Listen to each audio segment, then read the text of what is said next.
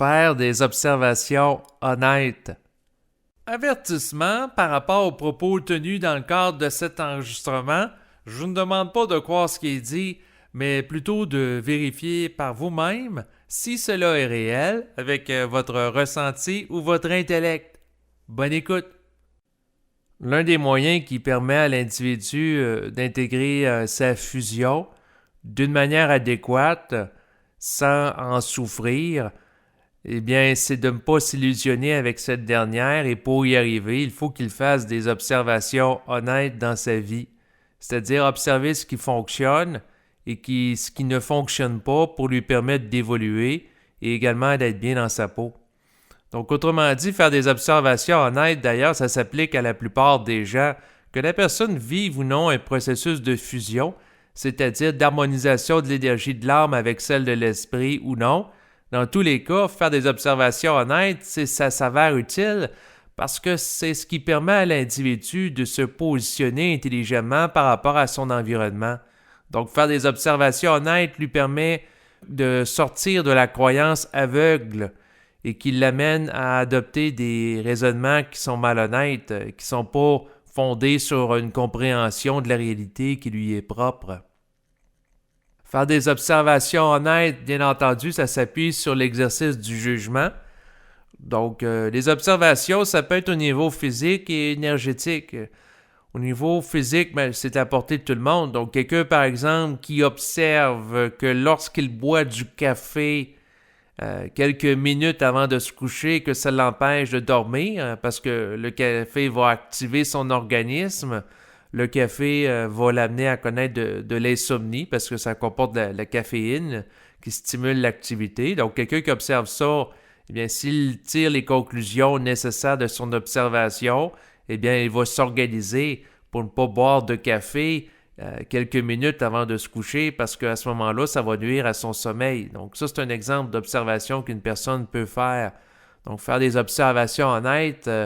c'est ce qui permet à l'individu de regarder qu'est-ce qui se passe dans sa vie, puis regarder aussi qu'est-ce qui se passe dans son environnement, qu'est-ce qui fonctionne ou non en vue d'avoir certains résultats. C'est d'ailleurs dans le même esprit que celui de la science. Faire des observations honnêtes au niveau psychique, c'est un petit peu plus subtil parce que à ce moment-là, il faut éduquer sa perception qu'on peut avoir. Pour avoir la perception, à la base, il faut être capable de percevoir les énergies qui sont derrière les formes. Et ça, c'est en relation avec le contact avec le plan mental. Donc, c'est sûr que si l'individu n'est pas en contact avec le plan mental, il n'est pas en mesure par la suite de percevoir la vibration mentale, étant donné qu'il n'est pas mis en relation psychique avec cette dernière pour être capable de la décoder. Donc, comme un célèbre adage philosophique l'a déjà dit, le semblable ne peut qu'être reconnu que par le semblable. Donc, autrement dit, si quelqu'un n'est pas en contact avec la vibration mentale, il ne peut pas reconnaître la présence d'une vibration mentale en relation avec un individu ou en relation avec un événement ou autre. Donc, à ce moment-là, ça demande un prérequis pour être capable de percevoir dans les énergies qu'est-ce qui se passe dans l'optique de faire des observations qui sont honnêtes. Donc, les observations, ça peut être à différents niveaux. Ça peut être, par exemple, d'observer la vibration que dégage une personne, voir si cette personne-là, lorsqu'on parle avec elle, ça nous donne plus ou moins d'énergie qu'avant qu'on soit avec elle. Donc, voir si la personne rehausse notre niveau d'énergie, le maintient ou la baisse. Ça, c'est un exemple d'observation au niveau vibratoire qu'on peut faire. Donc, si on sort d'une conversation avec quelqu'un et on se sent plus vidé qu'au moment qu'on l'avait commencé, eh bien, cela nous indique que la personne nous enlève de l'énergie. C'est que quelque part, ces propos vont nous atteindre dans notre psyché, de sorte qu'on va vibrer à des émotions, on va se laisser perturber par elles, et à ce moment-là, on va se retrouver en perte d'énergie. Donc, autrement dit, si un contact avec une personne n'est pas ajusté, ça amène automatiquement de la réflexion et du vécu d'émotion. Alors que si le rapport est totalement ajusté, au contraire, l'individu reste neutre dans le mental et ne gaspille pas ses énergies émotives ou intellectuelle à de la réflexion parce que la personne reste dans une vibration qui est mentale. Elle ne se laisse pas alors imprégner par l'astralité de l'autre personne. Bien entendu, quelqu'un qui est centrique peut être en contact avec une personne qui a une vibration très haute, très basse ou égale à la sienne, sans se laisser imprégner par elle si elle a une force de rayonnement intérieure qui lui permet d'avoir une très grande stabilité mentale et de ne pas se laisser perturber par son environnement. Et ça, c'est souvent difficile parce que ça demande à l'individu de s'être doté au préalable d'une identité qui est forte. Une identité qui est forte fait en sorte que l'individu n'est pas sujet au chantage émotif, n'est pas sujet à la jalousie, à l'orgueil, n'est pas sujet à la tristesse, à la pitié. Donc, n'est pas sujet à différents éléments qui vont l'amener à vibrer émotivement et colorer son comportement par la suite. Donc, autrement dit, la personne est imperméable aux influences astrales de son environnement pour rester stable dans une vibration mentale qu'elle va rayonner face à son environnement. Et ça demande beaucoup de volonté de se maintenir dans une vibration mentale. Et pour y arriver, l'un des moyens, c'est de faire des observations honnêtes. Donc, quand telle personne me dit telle chose, qu'est-ce qui se passe en moi? Donc, les observations peuvent se faire au niveau de l'intériorisation. Donc, quelqu'un qui me dit que je suis pas bon, est-ce que ça m'amène à ressentir du doute par rapport à moi-même? Est-ce que ça m'amène à ressentir de la tristesse? Ça m'amène à ressentir une lourdeur émotionnelle s'installer, et ainsi de suite. Donc, quelqu'un doit observer qu'est-ce qui se passe. Il doit être capable d'évaluer si le commentaire est fondé. Donc, si quelqu'un se fait dire qu'il n'est pas bon par autrui ou par une petite voix intérieure qu'il met en relation avec une entité, eh bien, c'est de voir si le fait de se dire ça est en relation avec une réalité. Donc, quelqu'un peut poser la question suite à la réception d'un commentaire qu'il entend de ses oreilles ou qu'il perçoit dans son intériorité. Est-ce que c'est réel ou non? Et si ça dit non, il faut qu'il soit capable de passer à autre chose. Par contre, si ça dit oui, que quelque part, il n'est pas bon pour telle chose, il faut qu'à quelque part, ce commentaire-là n'ait pas pour but de l'abaisser. Donc, quelqu'un, par exemple, peut être moins bon qu'une autre personne à la musique pour jouer d'un instrument, mais ça ne veut pas dire qu'en tant que telle, cette personne-là est mauvaise. Donc, autrement dit, il faut mettre les choses en contexte, que la personne peut présenter une moins bonne habilité à jouer d'un instrument de musique qu'une autre, mais ça y enlève à rien par rapport à son intégrité personnelle. Autrement dit, ça ne fait pas d'elle d'une mauvaise personne pour autant. Donc, la personne ne cesse pas de démolir complètement par rapport à un commentaire lié à une lacune qu'elle peut présenter. Donc, elle doit être capable de remettre ça en contexte d'une manière neutre, avec une certaine objectivité, pour jamais se sentir rabaissé par quoi que ce soit. Et c'est la même chose aussi pour la surévaluation, parce que il peut y avoir des entités ou des individus qui, par la flatterie, peuvent chercher à manipuler des gens. Donc, autrement dit, quelqu'un qui se fait chanter la pomme, qui se fait dire qu'il est beau, qu'il est fin par quelqu'un d'autre,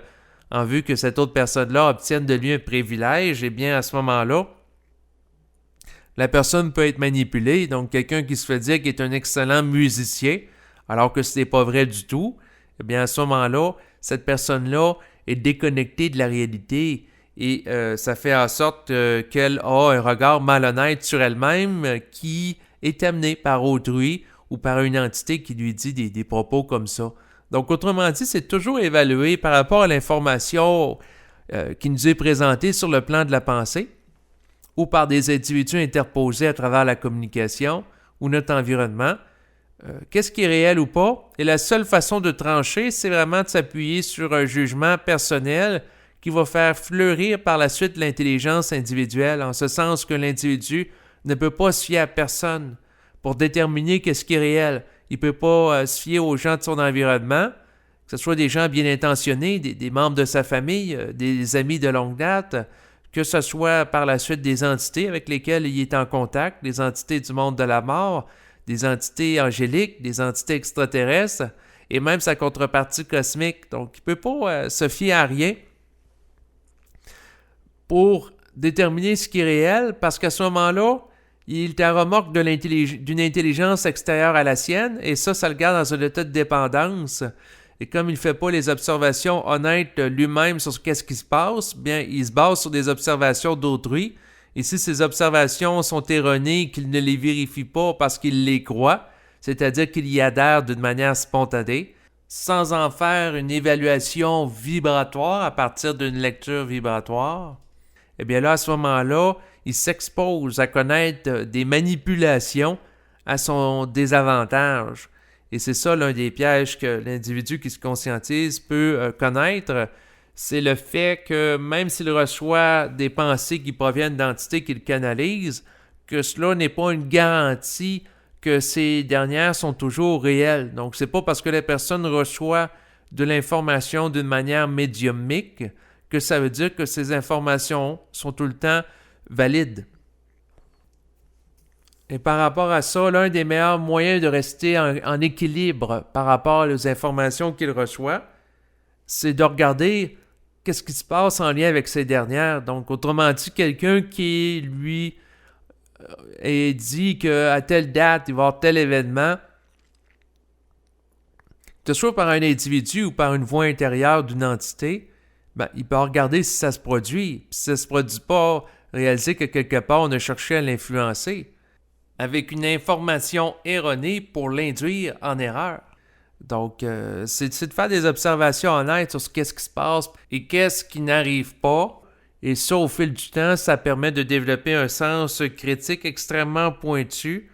qui va permettre à l'individu de se libérer totalement de la croyance et de la fascination de quelque forme que ce soit à l'égard d'individus ou d'entités. Les observations honnêtes, des fois, ça peut paraître simpliste. Ça peut être tout simplement d'observer l'impact d'une nourriture sur le corps physique, d'une pensée sur un comportement, d'une musique sur un état d'esprit. Donc, quelqu'un peut observer que, par exemple, quand il écoute tel type de musique, heavy metal, ça lui amène à ressentir telle émotion,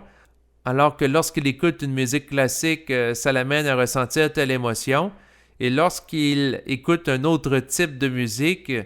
calme, eh bien, ça l'amène à se centrer sans ressentir aucune émotion, ce qui n'est pas pareil. Donc, c'est ce type d'observation-là qu'il fait au fil du temps, en les intégrant et en agissant en conséquence, qui va lui permettre de se positionner intelligemment dans sa vie de tous les jours pour être capable d'améliorer concrètement son sort, d'évoluer et d'être bien dans sa peau. Concrètement, faire des observations honnêtes, ça peut amener une personne à réaliser que lorsqu'il écrit des livres en relation avec une communication télépathique interne qu'il vit, que quelque part, ces livres-là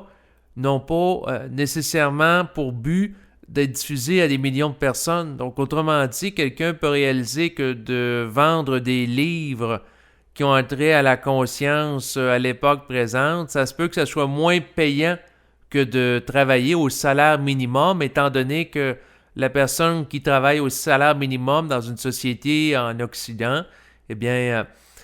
elle a un salaire qui rentre. Alors que le livre, ben, c'est pas garanti que ça va donner un revenu. Puis dans certains cas, s'il n'y a pas assez de demande, ben, ça devient moins rentable. Et ça demande beaucoup plus d'énergie et beaucoup plus de force à écrire des livres qui ne se vendent pas que tout simplement faire un travail au salaire minimum qui répond aux besoins de la société dans lequel l'individu se trouve. Dans certains cas, d'ailleurs, il y a des gens qui se font piéger pour des raisons d'orgueil spirituel en relation avec leur attachement aux forces à produire, que ce soit des livres, que ce soit des œuvres d'art. Quelqu'un peut être en contact avec des entités qui l'amènent à canaliser de la créativité en vue de réaliser des peintures. Ça peut être des très belles peintures. L'individu peut être extrêmement talentueux. Il peut être davantage original que d'autres individus dans sa société, sauf que le point, c'est que si cette créativité qui provient de l'esprit ou d'entités hautement évoluées ne permet pas à l'individu de vivre décemment, alors qu'il travaille d'une manière forcenée à faire ces peintures-là, donc quelqu'un qui passe 60-80 heures par semaine à faire les peintures, à essayer de chercher des contrats pour être capable de vivre décemment comme artiste, alors qu'à côté de lui, il y a une autre personne qui travaille au salaire minimum 35 ou 40 heures par semaine, et qui travaille avec une certaine facilité parce qu'il fait des tâches répétitives qui ne demandent pas nécessairement beaucoup de concentration et autant d'énergie. Mais comme la société a mis en place des règles que l'individu doit avoir un salaire minimum, entre autres au Québec, bien cette personne-là bénéficie d'un revenu qui, objectivement parlant, lorsqu'on compare les deux situations, est gagné d'une manière beaucoup plus facilement que celui qui travaille comme un forcené à réaliser des toiles que très peu de gens peuvent comprendre et en apprécier la teneur, étant donné que ces gens-là ne vivent pas un contact intérieur avec les forces qui ont été à l'origine de leur création.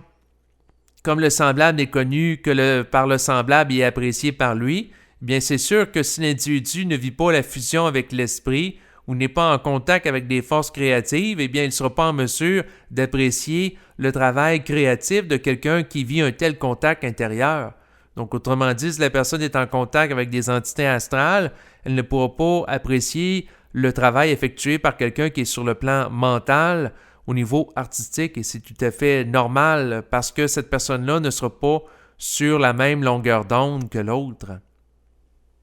Donc, autrement dit, dans certains cas, il peut être plus intelligent pour quelqu'un de travailler au salaire minimum et faire un travail qui lui demande moins d'énergie que l'autre qui se consacre corps et âme à produire une œuvre artistique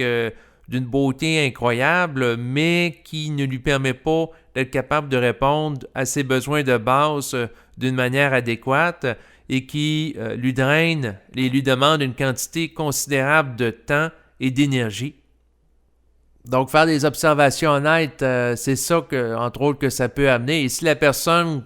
qui est en contact avec des entités qui l'amènent à faire de la peinture ou des soins énergétiques ou écrire des livres, nourrit un orgueil par rapport à ce qu'elle fait parce qu'elle se croit élue, elle se croit choisie par des entités, elle se croit missionnée, elle se croit supérieure à certaines personnes qui n'ont pas ses capacités. Eh bien, ça peut l'amener à être déraisonnable et de souffrir de sa situation, en ce sens que quelqu'un, par exemple, qui nourrit un orgueil parce que la personne, ça fait des années qu'elle fait de la musique ou de la peinture en relation avec des sphères d'énergie, eh bien, cette personne-là peut croire qu'elle est indispensable à l'évolution future de la société,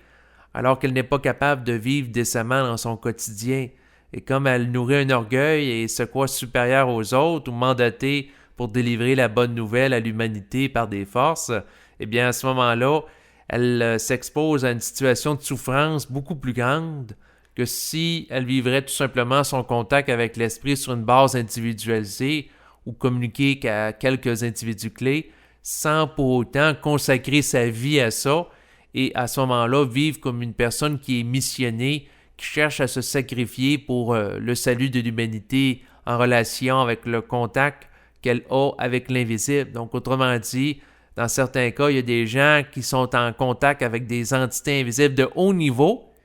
mais qui se font avoir par elles en proportion, alors qu'il y a d'autres personnes qui n'ont aucune relation avec des entités d'une manière consciente, à la différence, qui sont plus inconscients, mais qui sont capables de bien vivre leur vie parce que justement, elles n'ont pas un orgueil qui fait en sorte qu'elles vont délaisser le travail au nom d'un contact avec l'invisible. Donc, autrement dit, quelqu'un, dans certains cas, c'est plus pertinent qu'il travaille au salaire minimum sans contact avec l'invisible que de vivre une situation de contact qui l'amène à délaisser son travail et se lancer dans des projets qui n'auront pas nécessairement d'écho dans la société, qui n'a pas la capacité d'intégrer adéquatement l'information qui est présentée, ou si elle le fait, puis elle diffuse des choses à travers la parole, l'écriture, la musique, la peinture, qu'elle soit consciente tout simplement que quelque part, ce qu'elle produit ne peut pas être absorbé par la société en général, ce qui fait en sorte qu'elle ne peut pas avoir un bassin ou un auditoire suffisamment grand pour être capable de vivre de sa créativité d'une manière décente. Donc, à ce moment-là, elle peut le faire pour son intégration personnelle, mais ne pas viser à en faire un travail ou un revenu principal dans son existence, parce qu'à ce moment-là, elle risque d'être désappointée. Donc voilà l'un des aspects en relation avec l'importance de faire des observations honnêtes. Bien entendu, dans certains cas, il peut être possible que des gens vivent leur créativité et éventuellement, dans le temps, c'est souhaitable. Par contre, l'individu qui se conscientise doit être vigilant dans son processus pour ne pas se créer d'illusions ou d'avoir de faux espoirs en la matière, tout simplement. Donc, cela demande d'avoir une très grande justesse parce que d'un côté, il ne faut pas non plus que l'individu qui est en contact avec des idées intéressantes qui proviennent de l'invisible, de tout couper la communication parce que ça l'empêche de bénéficier d'une créativité qui va le dynamiser, mais en même temps, il ne doit pas s'illusionner à l'égard de cette dernière pour ne pas mettre tous les œufs dans le même panier, c'est-à-dire de s'imaginer que parce qu'il vit un contact avec l'esprit, qu'il va devenir automatiquement multimillionnaire en relation avec l'expression créative qui s'y rapporte, que ce soit à travers la peinture, le dessin, la communication, à travers des conférences, des livres, l'écriture et ainsi de suite. Donc, il faut avoir une justesse dans la perception d'une portée, d'une vibration pour ne pas la sous-évaluer et négliger son apport créatif que ça peut avoir à l'égard de l'existence, mais sans pour autant la surévaluer et s'imaginer des choses qui ne sont pas réelles à son sujet. Donc, bien entendu, le discernement s'avère requis, plus particulièrement dans le cadre de capacité de contact avec l'esprit. Et en plus, ça prend bien entendu la capacité de s'affirmer et de mettre ses limites en vue d'être bien dans sa peau, en ce sens qu'une entité peut dire à travers la communication télépathique avec un individu, en lui insufflant des pensées, que s'il fait un enregistrement ou s'il compose une chanson ou une peinture sous son influence, ça va être quelque chose d'unique qui va manifester sur la Terre, qu'il va être un pionnier, qu'il va être un initié et qu'il va amener une forme d'œuvre ou d'art nouvelle. Et si l'individu achète ce discours, qui peut être très valorisant pour lui, d'être un pionnier, d'être quelqu'un de nouveau, alors que ça ne se fait pas alentour de lui, à ce moment-là, il peut être piégé parce que s'il manifeste quelque chose de nouveau, mais que ça ne lui permet pas de vivre décemment, ça ne lui permet pas d'être bien dans la peau. Par contre, pendant ce temps-là, l'entité ou les entités qui amènent ce courant d'expression, eux autres sont contentes parce que leur objectif, c'est de manifester sur le plan matériel une vibration ou quelque chose à leur image. Donc, l'entité qui est derrière ça, elle peut se servir de l'individu pour s'exprimer sur le plan matériel, qui va canaliser à travers la pensée l'idée ou les idées qui se rapportent aux œuvres créatives qu'elle veut qu'il manifeste. Donc, si l'individu joue le jeu de l'entité, à ce moment-là, l'entité vit par procuration à travers l'individu, un peu comme un parent qui va vivre par procuration à travers l'enfant qui va réaliser ses rêves sur le plan professionnel. Donc, si par exemple un enfant devient médecin pour faire plaisir à son père, et son père qui aurait toujours voulu devenir un médecin, mais qui n'a pas eu l'audace de le faire de son vivant, mais en influençant son fils alors que lui est décédé pour qu'il réalise son rêve, lui, il va chercher une satisfaction, au même titre que l'entité qui provient peut-être d'une autre planète, d'une autre galaxie, qui veut manifester une forme d'œuvre d'art différente sur Terre qui se rapporte à son monde, peut être extrêmement satisfaite de ça. Mais l'individu doit toujours être capable de mettre ses limites pour évaluer est-ce que ça fait mon affaire, puis est-ce que ça permet surtout de répondre décemment à mes besoins, c'est-à-dire être capable de me nourrir, être capable de me loger, être capable d'avoir un revenu aussi pour ma retraite, d'avoir de l'argent aussi pour me véhiculer. Donc, être capable de fonctionner sur le plan matériel décemment, c'est tout ça l'enjeu de l'individu qui doit affirmer ses besoins parce que l'entité, elle, n'ayant pas de besoin dans la matière, n'ayant pas de corps physique, elle n'a pas besoin de faire respecter des besoins à ce niveau-là, à la différence de l'individu qui doit manger à chaque jour, qui doit être capable de dormir, qui doit être capable aussi d'avoir accès à des soins médicaux, à différentes choses qui lui permettent de maintenir sa condition physique d'une manière décente. Voilà l'enjeu auquel est confronté l'individu qui peut avoir accès à des idées créatives.